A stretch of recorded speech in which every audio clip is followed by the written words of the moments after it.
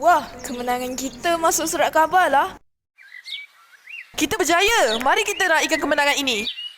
Jom Amelia, awak nak ikut sekali? Amelia? Boleh je.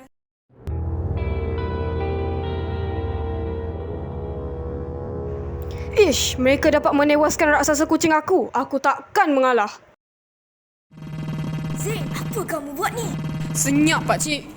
Raksasa asap ini akan membantu aku membalas dendam dan ambil kristal berkuasa itu. Muahahahahaha.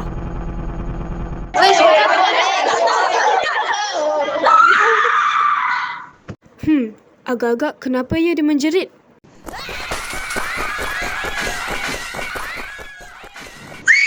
Oh tidak, betul firasat aku.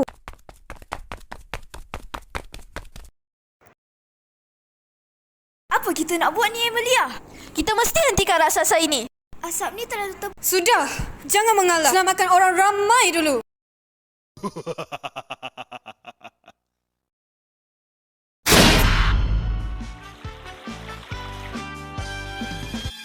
Kenapa ni, Amelia? Saya takut gagal. Kami percayakan awak, Amelia.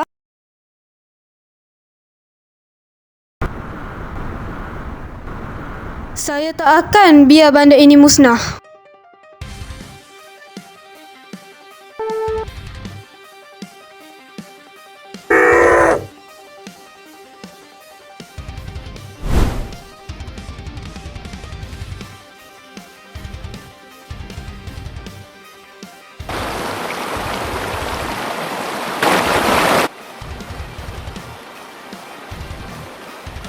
Sekarang, Amelia. Ini pengakhirannya. Tidak!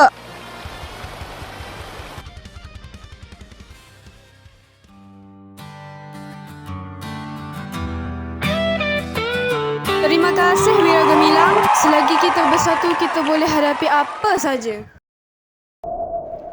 Ish.